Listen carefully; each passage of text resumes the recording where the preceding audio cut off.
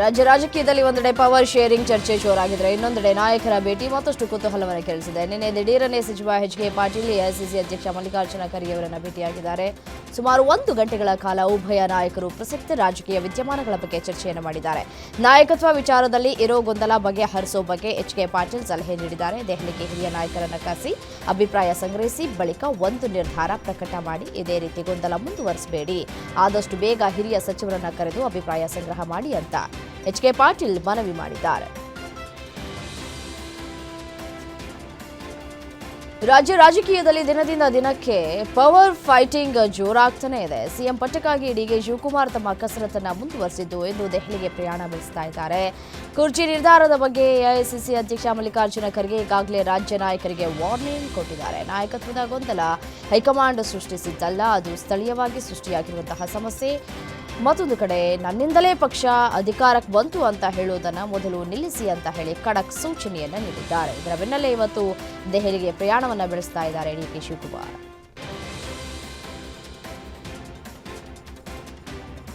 ಕುರ್ಚಿ ವಿಚಾರಕ್ಕೆ ಮತ್ತೆ ಸಿಎಂ ಸಿದ್ದರಾಮಯ್ಯ ಮೈಸೂರಲ್ಲಿ ಸ್ಪಷ್ಟನೆಯನ್ನು ಕೊಟ್ಟಿದ್ದಾರೆ. ಮೈಸೂರಿನಲ್ಲಿ ಮಾತನಾಡಿದ್ದು, ನಾನು ಹೈಕಮಾಂಡ್ ಜೊತೆ ಮಾತನಾಡಿದ್ದೇನೆ, ಹೈಕಮಾಂಡ್ ನಾವೇ ತೀರ್ಮಾನ ಮಾಡ್ತೀವಿ ಎಂದಿದೆ.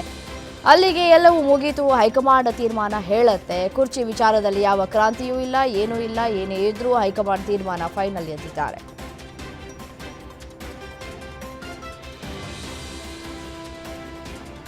ಕಿಚ್ಚ ಸುದೀಪ್ ಹುಬ್ಬಳ್ಳಿಯಲ್ಲಿ ಮಾರ್ಕ್ ಸಿನಿಮಾದ ಪ್ರೀ ರಿಲೀಸ್ ಈವೆಂಟ್ ವೇಳೆ ಆಡಿದ ಯುದ್ಧದ ಮಾತು ದಚ್ಚು ವರ್ಸಸ್ ಸುದೀಪ್ ಫ್ಯಾನ್ ವಾರ್ಗೆ ನಾಂದಿ ಹಾಡಿತ್ತು. ಇದಕ್ಕೆ ದಾವಣಗೆರೆಯಲ್ಲಿ ಪ್ರತಿಕ್ರಿಯೆಯನ್ನು ನೀಡಿದಂತಹ ದರ್ಶನ್ ಪತ್ನಿ ವಿಜಯಲಕ್ಷ್ಮಿ, ಕೆಲವರು ದರ್ಶನ್ ಜೈಲಲ್ಲಿ ಇರುವಾಗ ಮಾತಾಡ್ತಾರೆ, ಹೊರಗಿದ್ದಾಗ ಮಾತಾಡಿಲ್ಲ ಅಂತ ಅಂದಿದ್ರು. ಇದಕ್ಕೆ ಸುದೀಪ್ ಸ್ಪಷ್ಟನೆಯನ್ನು ಕೊಟ್ಟಿದ್ದು, ವಿಜಯಲಕ್ಷ್ಮಿ ನನ್ನ ಬಗ್ಗೆ ಮಾತನಾಡಿಲ್ಲ, ಹುಬ್ಬಳ್ಳಿಯಲ್ಲಿ ನಾನು ಮಾತನಾಡಿದ್ದು ಪೈರಸಿ ಬಗ್ಗೆ. ನಮ್ಮಲ್ಲಿ ಪೈರಸಿ ಜಾಸ್ತಿ ಆಗಿದೆ, ಅದರ ವಿರುದ್ಧ ಯುದ್ಧ ಮಾಡಬೇಕು. ಯಾವ ಗ್ರೂಪ್ ಅಂತ ಹೇಳದೇ ಇರಬಹುದು, ನನ್ನ ಫ್ಯಾನ್ಸ್ ಜೊತೆ ನಾನು ಪೈರಸಿ ಬಗ್ಗೆ ಮಾತನಾಡೋದು ತಪ್ಪಾ ಅಂತ ಪ್ರಶ್ನೆ ಮಾಡಿದ್ದಾರೆ.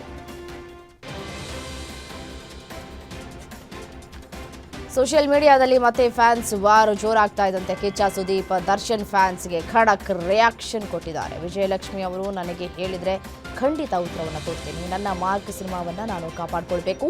ಪೈರಸಿ ಮಾಡೋರಿಗೆ ಕರುಣೆ ಇಲ್ಲದೆ ಒಳಗಾಕಿಸ್ತೀನಿ. ಚೆಸ್ ಆಡುವಾಗ ಕದ್ದು ಮುಚ್ಚಿ ಚೆಕ್ ಅನ್ನೋದಿಲ್ಲ, ಹೇಳಿನೇ ಹೊಡಿಬೇಕು. ಸೊ ಈ ಒಂದು ವಿಚಾರವನ್ನು ಅವರು ಇಲ್ಲಿ ಉಲ್ಲೇಖವನ್ನು ಕೂಡ ಮಾಡಿದ್ದಾರೆ. ಫ್ಯಾನ್ಸ್ ಯಾಕೆ ಮಾತನಾಡಲ್ಲ ಅಂತ ಹೇಳಿ ನಟ ಸುದೀಪ್ ಕೂಡ ಗರಂ ಆಗಿದ್ದಾರೆ.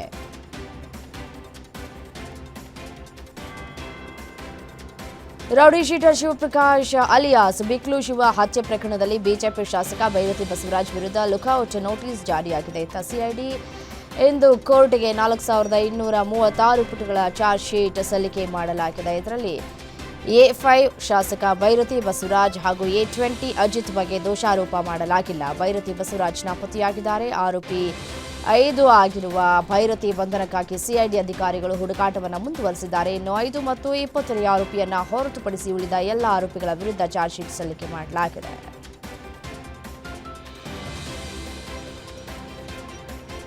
ಬೆಂಗಳೂರಿನಲ್ಲಿ ದಿನದಿಂದ ದಿನಕ್ಕೆ ಟ್ರಾಫಿಕ್ ಜಾಮ್ ಹೆಚ್ಚಾಗ್ತಾ ಇದೆ. ಇದಕ್ಕೆ ಕಡಿವಾಣ ಹಾಕುವ ನಿಟ್ಟಿನಲ್ಲಿ ಮೆಟ್ರೋ ಸಹಕಾರಿ ನೀಡ್ತಾ ಇದ್ರೂ ನಿಗದಿತ ಮಟ್ಟದಲ್ಲಿ ವೇಗ ಸಿಗ್ತಾ ಇಲ್ಲ. ಹೀಗಾಗಿ BMRCL ಅಧಿಕಾರಿಗಳ ಜೊತೆ ಬೆಂಗಳೂರು ನಗರ ಉಸ್ತುವಾರಿ DCM DK ಶಿವಕುಮಾರ್ ಪ್ರಗತಿ ಪರಿಶೀಲನಾ ಸಭೆ ನಡೆಸಿದ್ರು. ಈ ವೇಳೆ ಮಾತನಾಡಿದ ಅವರು, ನಾನು ಅಧಿಕಾರಕ್ಕೆ ಬಂದ ಮೇಲೆ 24 ಕಿಲೋಮೀಟರ್ ಮೆಟ್ರೋಗೆ ಸೇರ್ಪಡೆಯಾಗಿದೆ. ಮುಂಬರುವ ವರ್ಷದಲ್ಲಿ ಇದಕ್ಕೆ 41 ಕಿಲೋಮೀಟರ್ ಸೇರ್ಪಡೆ ಮಾಡಲಾಗುವುದು. ಅಷ್ಟೇ ಅಲ್ಲದೆ 2027ರ ಡಿಸೆಂಬರ್ ಅಂತ್ಯಕ್ಕೆ ಏರ್ಪೋರ್ಟ್ ಮಾರ್ಗ ಲೋಕಾರ್ಪಣೆಯಾಗಲಿದೆ ಅಂತ ಹೇಳಿದ್ದಾರೆ.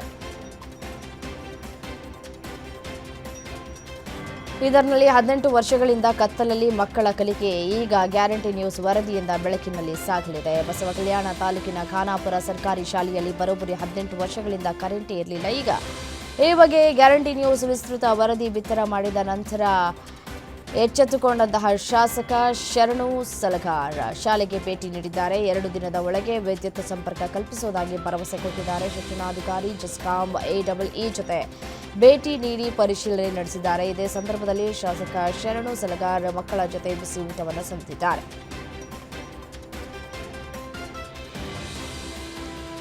ಬೆಂಗಳೂರು ಯೆಲ್ಲೋ ಲೈನ್ ಮೆಟ್ರೋ ಪ್ರಯಾಣಿಕರಿಗೆ ಬಿಎಂಆರ್ಸಿಎಲ್ ಗುಡ್ ನ್ಯೂಸ್ ಕೊಟ್ಟಿದೆ. ಇಂದಿನಿಂದ 6ನೇ ಹೊಸ ಮೆಟ್ರೋ ರೈಲು ಟ್ರ್ಯಾಕ್ಗೆ ಇಳಿಯಲಿದೆ. ಬೆಳಗ್ಗೆ 6 ಗಂಟೆಯಿಂದ ಈ ರೈಲು ಸಂಚಾರ ಆರಂಭ ಮಾಡಲಿಕ್ಕಿದ್ದು, ಯೆಲ್ಲೋ ಲೈನ್ ಮೆಟ್ರೋ ಪ್ರಯಾಣಿಕರಿಗೆ ಬೆಂಗಳೂರು ಮೆಟ್ರೋ ರೈಲು ನಿಗಮ ನಿಯಮಿತ ಗುಡ್ ನ್ಯೂಸ್ ನೀಡಿದೆ. ಹಾಗಾಗಿ ಹೆಚ್ಚು ಹೊತ್ತು ರೈಲಿಗಾಗಿ ಕಾಯುವಿಕೆಗೆ ಬ್ರೇಕ್ ಬೀಳಲಿಕ್ಕಿದೆ.